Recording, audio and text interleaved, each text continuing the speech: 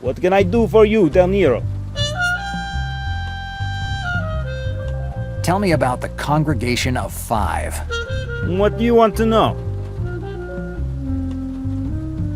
Why are you looking for the girl? I don't know, Del Nero. If you want answers, you have to wait for a guy the congregation sent to deal with girl. When will he get here? Tomorrow morning, around 9 a.m. And until then, I'll have to babysit the girl, right? Right, Del Nero. There's no other choice. How did you get in? I was never part of organization. My old man was member. We moved to America for his job. He deciphered codes for them. So what's your role? When my old man was too old to work, he decided to buy this building. Congregation helped him. The only provision is that if they need it, it has to be safe house for their members. And this safe house is apartment 607. Exactly, Del Nero. That's why that room is always closed. What's the relationship between the congregation and Sean McClane? McClane must be your friend they found dead tonight, right? Yes, even if friend isn't the right word. Anyway, I only know members who stayed in my building. I never heard of your friend. I don't have any other questions. Goodbye, Slavonsky. Goodbye, Del Nero.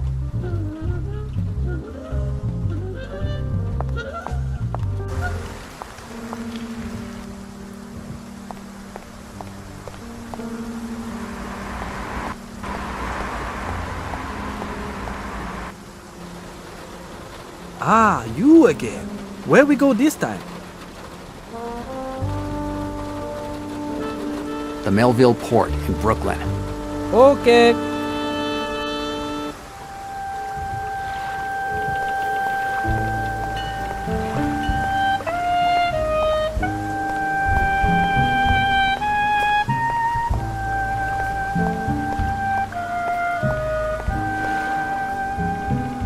Hi.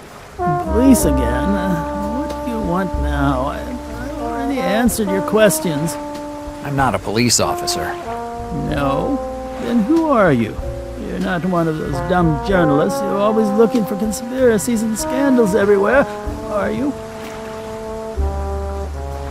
I'm a private detective. Well, I don't care who you are. You'll find a way to bug me anyway, right? I guess so. Anyway, I just have a few questions to ask you.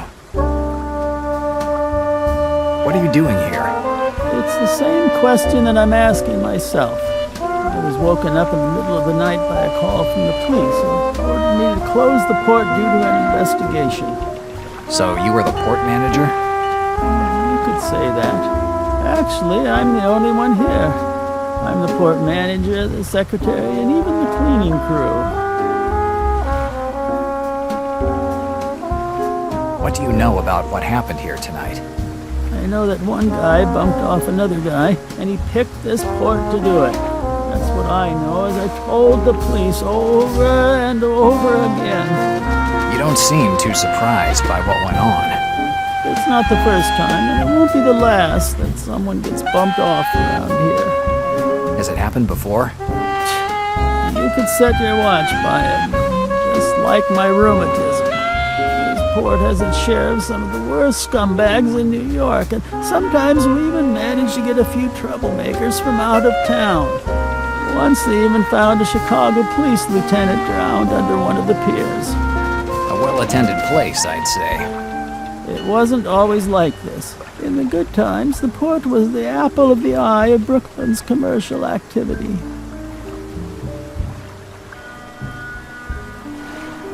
Why did they make you close the port? The police decided to close the entire port until they complete their investigation. I have no way of knowing how long it will take, so I have to call the captain of every ship headed here and tell him that he has to unload at Kips Bay instead of here. If the port is closed, like you say, I doubt you'll have a lot of work to do. I don't care about the boats. The Tomorrow, the good Lewis was supposed to disembark with my good Chilean friend that brings me some of the best grog I've ever had. Now I'll have to wait more than a month to see him, and I finished my last bottle last week. If I want some information, the grog seems a good way to bribe him.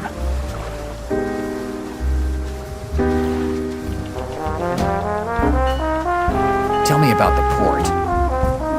It was the beginning of the century. New York felt like it was the capital of the whole world. I was just a young sailor with a few dollars in my pocket and no reason to stay on the mainland. The port owner was old Svensson, a Swede who seemed anything but a sailor.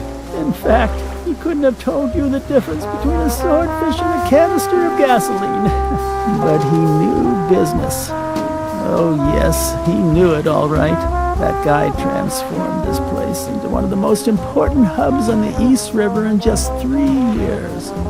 This port doesn't seem like a place where a lot of ships could dock. You shouldn't look at it now. Half of the port is now demolished and sold. Once there were more than 10 piers. Now there are only a couple. Old Svensson had them build huge ones, so that even the biggest fishing ships could dock. Why was part of the port sold? It's a long story.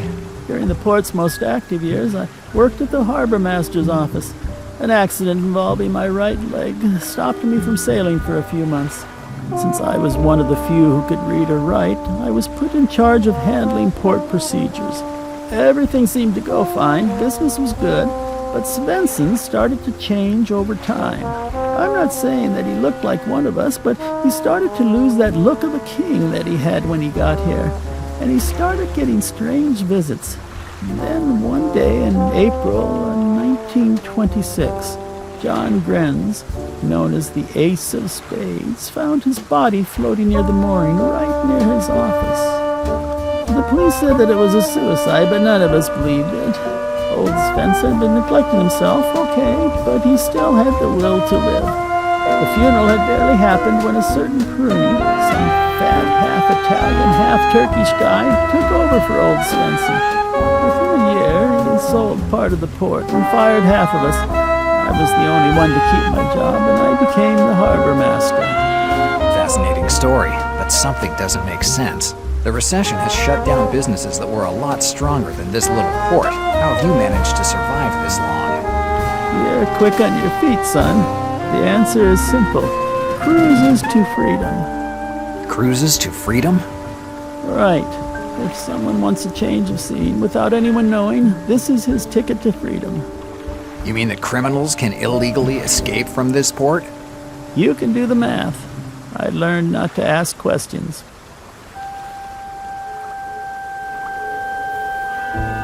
Did you see a man with a girl tonight? It looks like you know more than you pretend to, son. So have you seen a little girl? Sorry, but I can't give you any information about who leaves from the port. It's the rules. I don't need anything else. Good luck, son.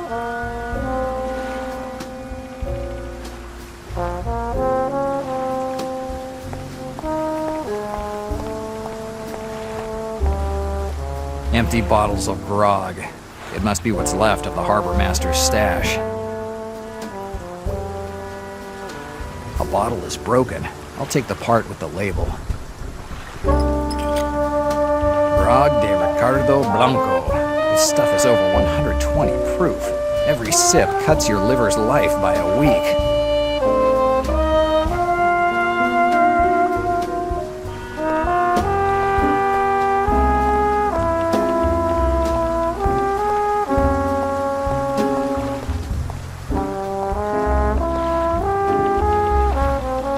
Where you want to go this time? Essex Street, Lower East Side. We see.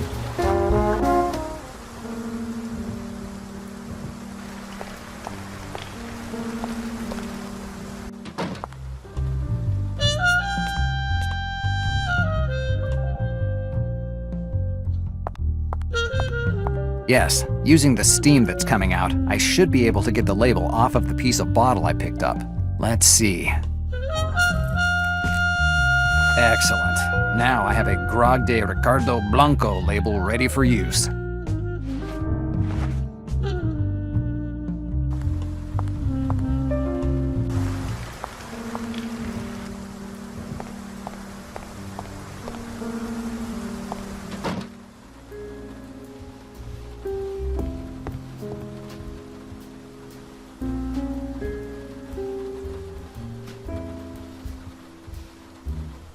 Hi, Greta. Hi, Jack. Do you have a bottle of grog? Grog? Did you decide to drive the last nail in your liver's coffin? It's not for me, and it would take too long to explain why I need it. As usual. Anyway, I don't think I have any grog. No one drinks that stuff.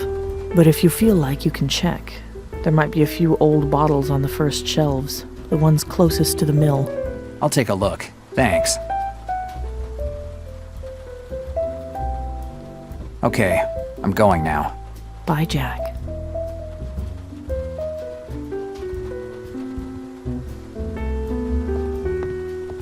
Let's see if Greta has a bottle of grog on these shelves.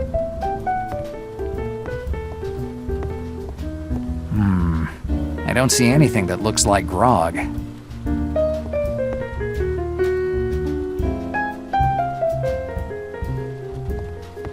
If I glue this label on any of these bottles, I could have a bottle of what, at first glance, could look like a bottle of grog. I doubt that the harbor master guy will figure out the swindle, or at least he won't until I get the information I need.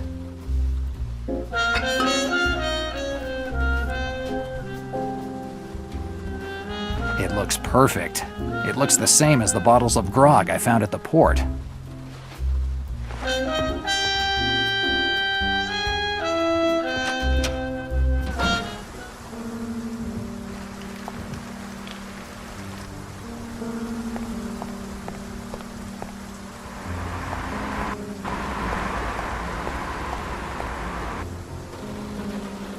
Where you want go this time? The Melville Port in Brooklyn. Okay.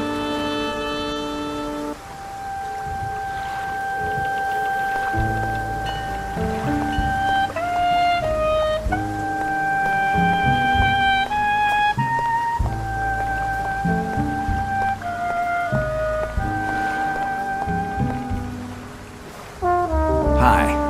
You again, son. What do you want this time? Did you let a man named Ford board? No way, son. The rules are rules. I can't say anything about the people who leave from here. I don't need anything else. Good luck, son.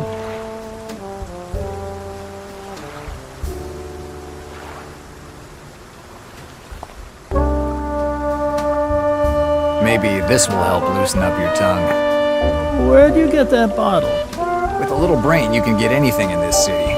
Tell me what you saw tonight, and it's yours. I can't. Let's stop beating around the bush. I have something that you want, and you have something that I want. Let's not get any pointless morals mixed up in the matter. Okay, you convinced me.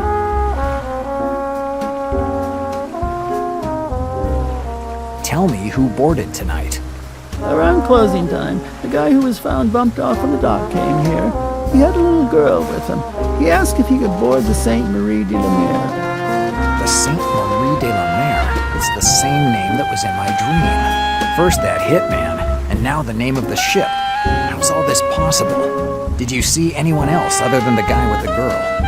Now that I think about it, yes. I had just closed the harbor master's office when I saw a man near the lamppost.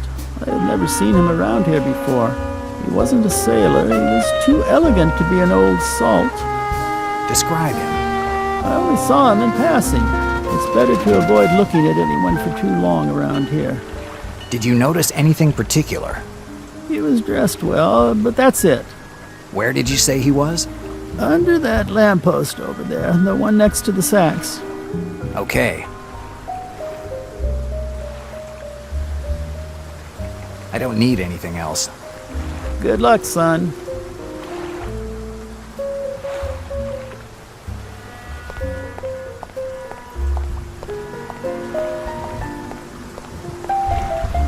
Maybe I'll find something interesting. There are some cigarette butts here. It looks like the guy tailing Sean had to wait for a long while. Let's take a look. The smell of this butt isn't of regular old tobacco. It's hash, which isn't exactly easy to find. It might be a lead to follow, but I can't think of any connection between this cigarette butt and what happened tonight. Maybe I need to think about it. Let's try to think about it.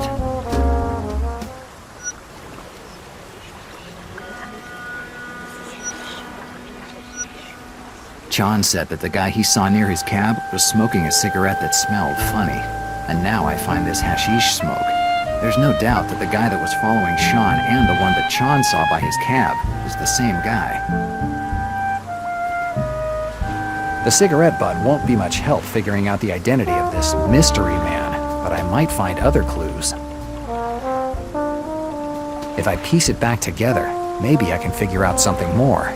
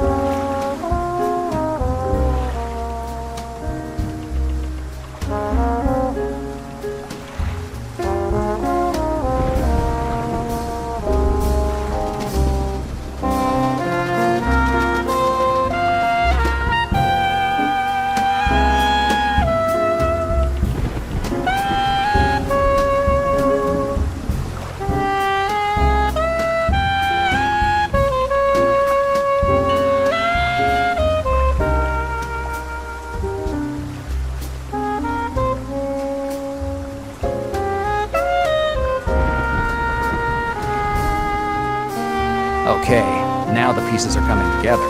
Fortunately, I don't have all of them here. I can't read exactly what's written on the box. It certainly refers to some kind of business. Maybe the telephone book that I have in my office will be of some help.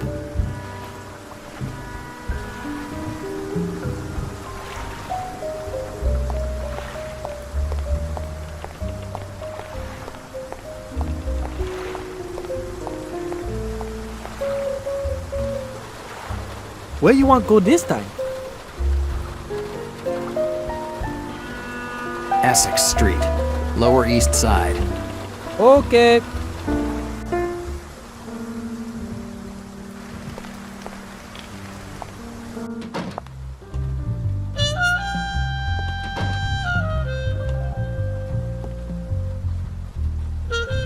Yes, this matchbox definitely comes from a store or joint in New York. Comparing it with the names of businesses in the phone book, I should be able to figure out the full name and get the address too.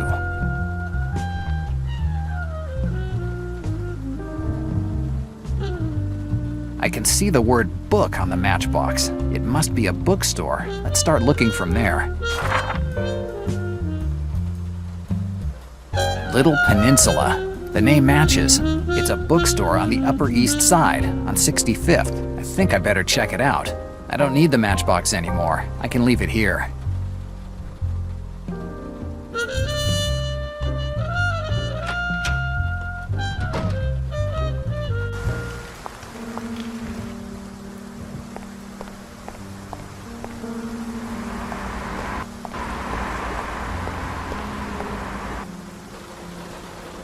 Let me guess.